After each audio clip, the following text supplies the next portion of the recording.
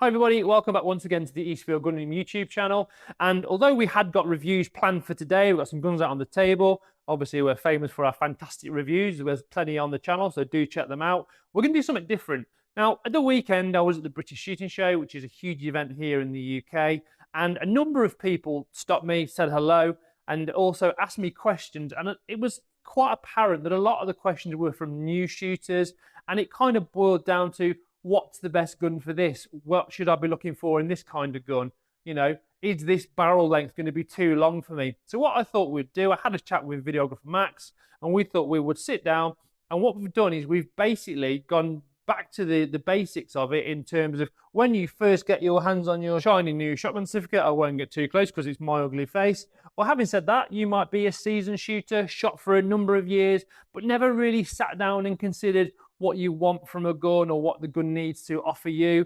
We're going to make it easy. We've broken it down into 8 stages and we're going to discuss those today. So let's get started. 8 points to consider when buying, acquiring a new or a used shotgun. So point 1, most people would assume it's budget. It's absolutely not budget. Before you even think about getting your Barclay card out, you should carefully consider what you want the gun to be for. What's the application of this shotgun? So do you want to shoot clays with it? Do you want to shoot clays in game? Do you want to shoot pigeons? Do you want to go wildfowling? Because all of those options are something that need to be considered initially before anybody even thinks about spending a penny. If you want a clay gun, for example, do you want to shoot sporting clays? Now, the chances are you've ended up at this point because if you're a new shooter, you've gone out on a stag do, on a corporate day, shot a few clays, really enjoyed it, and then took the plunge and got your license. Now, that basically means you want to shoot sporting clays. Now, by sporting clays, we mean simulated game, rabbits, driven, crossers, all that kind of stuff. That's what the majority of people, certainly here in the UK, tend to start off in terms of shooting. You might want to shoot game, you might have friends that shoot game, so you're looking for an out-and-out game gun. The chances are, though, consider the fact that you probably will shoot some clays out of season just to kind of keep your eye in before you start shooting pheasants again towards the back end of the year. The main one I would say in terms of a major taboo is if you want to go and shoot driven game, don't buy a semi-auto. The chances are 99% of shoots will not allow you to go on with a semi-auto because, of course, they can't see when the gun is safe and you're standing in a line of people. So there we have it. Point 1, application. What do you want to use this shotgun for? Is it clay? Is it game? Is it wildfowl? Is it pigeon shooting? Is it a mixture of all of those? That's what you have to consider before budget. That is absolutely critical. Right, number 2, budget. As with everything in life, it is all a question of how much money you want to throw at something. You want a new telly, how big do you want it? You want a new car, how fast do you want it to go? How soft is the leather seats you want? It's exactly the same with shotguns, okay? The one thing I would say, which is the most important point from my point of view, is don't be absolutely nailed on a budget, because the chances are when you look at the other surrounding points we're making is there's going to be a few changes, particularly in terms of fit. You know, the one thing I would say straight away is a lot of guns don't fit people off the shelf. For example, check out the adjustable cone video we did. You might need it lengthening, shortening, bending, making higher, making lower, whatever. Don't have the preconception that you're going to go and get a gun off the shelf and that is going to be it, because the chances are it isn't. Please do allow a bit of extra budget to have some alterations made should you need them. Good thing to consider in budget is, of course, do you want a new gun or do you want a used gun? And again, there are a lot of differences. There are tens of thousands of shotguns out there, all different makes, some that no longer manufacture, some are the manufacturing giants, and this is something you've got to take into consideration. The one thing I would really say as an example is don't think about it as the same as buying a used car, because if you buy a gun that's 40 years old, it will still be going strong. You can still have parts manufactured for it. It's not a problem, even though some of the parts might be obsolete. A qualified, skilled gunsmith can still get any gun going regardless of the age or the condition.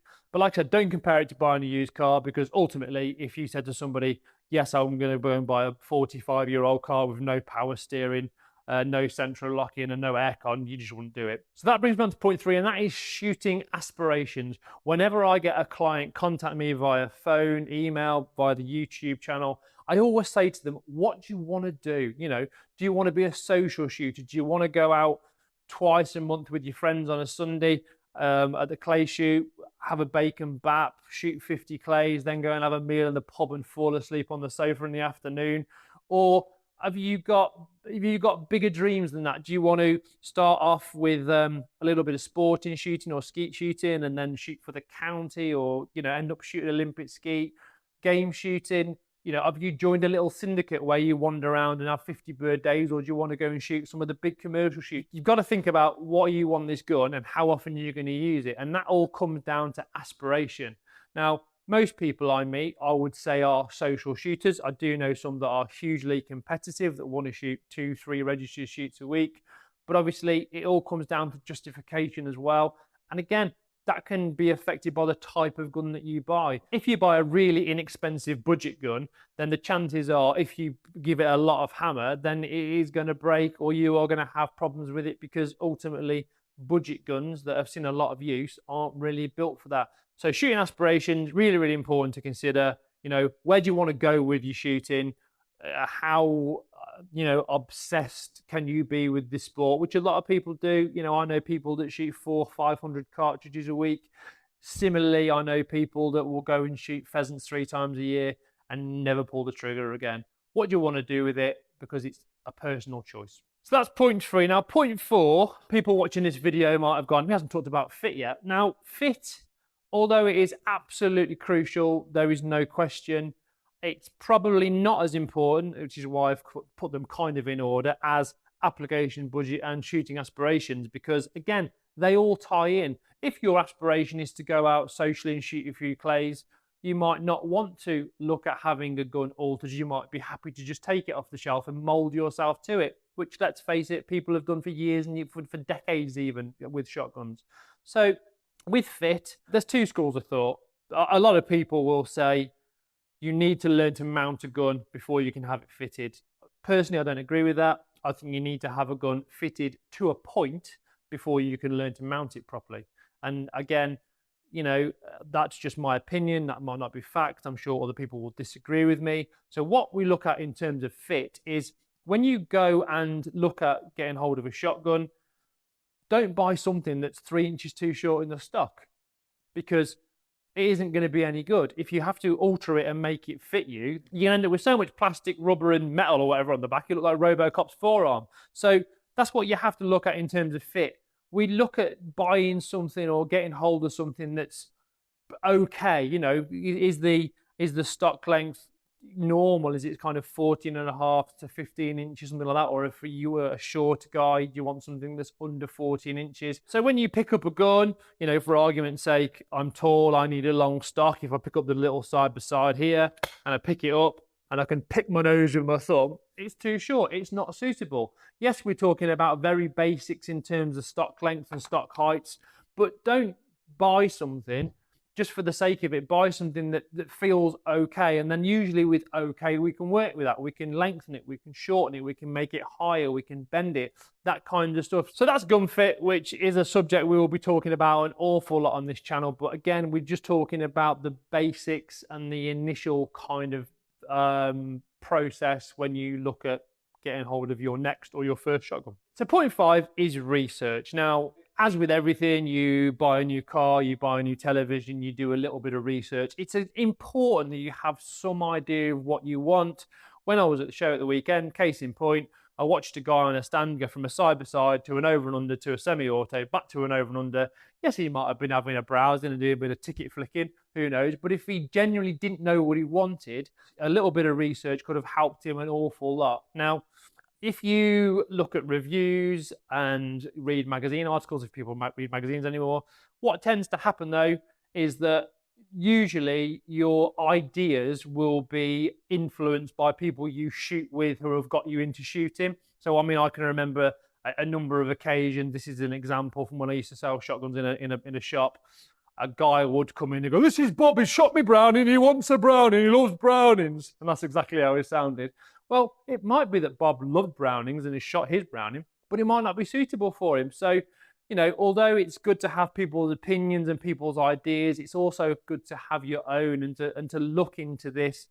Buying a shotgun is a considered purchase. You need to have an idea of what you want. So that's research, and research is important. But that brings me on to point 6. Now, point 6 we're going to call preferences. Now, the chances are you will have shot 3 or 4 different types of guns, and you will have an idea of which you like the best, which maybe recoiled the least, which you shot the best and gave you the most confidence.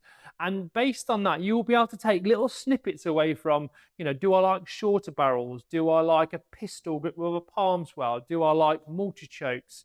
And it's important that you take those little pieces of that jigsaw, but also the pieces of the jigsaw of bits that you don't like. Had the gun I shot previously had a big bulky forend, could I not get my head down on the stock because it was too high in the comb? And all these little bits of information are really, really important, because what that does is it enables you to build a picture of what you want in your gun. Do you want multi-chokes? Again, because what we do is we go back to the application. What's the gun for? Are you going to need to use multi-chokes? Are you going to have to change your chokes?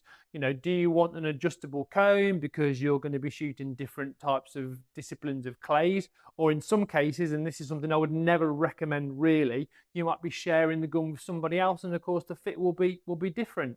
Do you want a narrow rib or an auto safety? And this is the thing, by understanding what you like about the guns you've looked at, researched and shot, you also understand what you don't like. And that brings me on to quite an important point, which is aesthetics. We stick with preferences, it's still point 6, but aesthetics.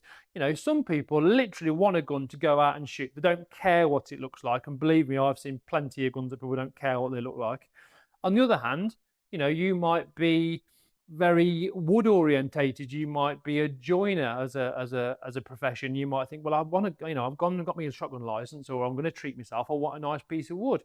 Well, that's fine. Some people like engraving, and this is the thing. We're all very different. Buying a shotgun or acquiring a shotgun is a very personal experience. You've got to have, to a point, what you want. Yes, it's got to be suitable. It's got to fit in with the application, it's got to fit in with the budget, it's got to fit in with your shooting aspirations. But ultimately, you want something that when you take it out the bag on a Sunday morning at the clay shoot with Bob and Jim and Fred, or whether you're going game shooting, it's all about pride of ownership. You take it out of the bag and you feel happy with what you've got, and that's preferences. So that brings me directly up to the next point, which is features. So, you've decided what you want and what you don't want, which should ultimately narrow down your options in terms of guns. But now you need to look at features in terms of how they're going to aid, how they're going to enhance, how they're going to benefit your shooting. So the key one we talked about is probably multi-chokes. Now, there are a lot of people that don't like multi-choke shotguns because they prefer the balance of fixed choke. They don't want to mess around changing chokes. They don't want to take the chokes out to clean them. But I would say, particularly from a new shooter point of view, you will probably look at a multi-choke. The main reason for this, of course, is we are looking at a lead shot ban, so everyone's going to have to shoot steel. And with a multi-choke, these are much more compatible with steel shots. Other features, though. Auto safety. You might like the fact that a game gun is a bit lighter and it's got a narrower rib, and you want to use it for clays, but you don't like the auto safety. Is that feature something that can be disabled, or can you buy a gun that's got the features you want in terms of the lightness of the game gun, but it hasn't got an auto safety? For example, if you buy a Browning 525, we've done a review on, check it out, or a new Miracle, in the box will come a little auto safety kit. So regardless of whether you have a sporter, a trap gun, or a game gun, you can make it auto safety or non-auto safety. However, there are other manufacturers that don't offer that facility. So it's very important you consider what features do you want. Do you want a rubber recoil pad? Now that might just be aesthetics, because you might prefer the way a wooden one looks like on the ATA review we did on the SP Deluxe, had a wooden butt plate and it was a sporter. But, ultimately, if you get knocked about a bit, then the rubber recoil pad will help because it will aid recoil reduction. And these are all things that you need to consider. What I would suggest you do is I would start from kind of the back end and work forward. So look at the recoil pad. Do you like the recoil pad? Is it going to benefit you? Look at the stock dimensions. Is it big in the pistol grip? Is it too big? Have you got small hands? Do you want a Prince of Wales grip? Whatever. Then look at the boring of the barrels, the trigger. Is it got an adjustable trigger? You might have particularly long fingers like Edward Scissorhands. You need you need an adjustable trigger for that. And these are all really important things to make sure that you make the process of getting hold of a shotgun, acquiring, borrowing off your mate, buying, whatever, as seamless as possible and as personal as possible, because like I said before, everybody likes something different. Regardless of what it is, we all have different preferences. And the final point, which again, I keep going back to it almost like I did some sort of chart, they all tie in. Now we're going to talk about specification. Now, what's important when you've done your research is you will have an idea which guns have got long stocks, which guns have got high combs, which guns have got tapered ribs, this kind of stuff. And what that will do is it will give you the knowledge that when you go and look at the same make and model which is used, or it should do, it will enable you to determine whether that gun has been altered in any way. Because what people do is they get carried away. They look at a gun that's £1,500 new and they go, oh look, there's a second-hand one for £600, not taking into consideration the fact that the stock has been altered for someone that's much shorter or a completely different stature than they are, and then ultimately they might have to have the stock lengthened like Robocop's forearm, or an adjustable comb fitted, and by the time they've bought that gun that's out of specification and altered it to fit them, they could have bought the new gun in the first place. So like I said, do your research, know about what specification it should be. Obviously, I've been around shotguns a number of years. I can look at a photograph of a gun used and tell if it's had a replacement stock, because the checkering might be wrong or the finish might be different. And don't get me wrong, it is a minefield. But if you arm yourself with that information, what is standard, okay, and we're talking about even things like barrel lengths. People on occasion, I've known second-hand guns that have blown the chokes out and they've been short, and you wouldn't think to look at it. You might think it's 28-inch, but when you get home and measure it, it's actually 27-inch because the barrels have been damaged and re-choked and whatever. There's so many things to take into account. So like I said, if you get a basic idea of what the gun you aspire to own or the gun you've researched is in terms of standard, extra bit of knowledge could be invaluable. Even something like, the gun has got a non-standard pad on. Now, the chances are, if it's got a non-standard pad on, 9 times out of 10, the stock will have been cut, the gun will have been shortened. And, when I do reviews on guns, there's a reason why I try and get something that's standard specification, because that way, I can impart my knowledge to you and say, this is what it should be, particularly when we're looking at guns that are 30, 40, 50 years old, which 9 times out of 10 will have had some kind of alteration in their lifetime. So that brings us pretty much to the end. A real quick recap. Number 1, application. What do you want to use the gun for? Number 2, budget. What do you want to spend? Try not to be to the penny, because the chances are you may have to find a few quid for some alterations. Number 3, shooting aspirations. Where do you want to go? Do you want to shoot socially, or do you want to be the next world champion? Number 4, fit. Absolutely critical. Don't buy something that is completely wrong to start with just because you like the engraving or you like the woodwork on it. Number 5, research. Have a look. Do your research. Look at online reviews, read magazine articles, speak to people. Everyone will be happy to help, but they'll also have an opinion. It's down to you to look at what you think you need and go from there. Number 6, preferences. Do you like light wood? Do you like dark wood? Do you like a tapered rib? Do you like a ventilated barrels? Do you like a rubber butt pad? Do you like a pistol grip?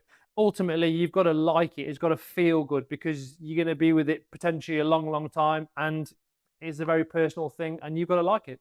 Number 7, features. What's the gun got, or what's the gun got to have? You will have, because of your application and your shooting aspirations, you will know if you need a multi-choke. You will know if you need an adjustable comb.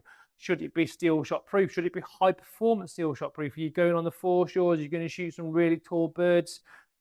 Features, very important.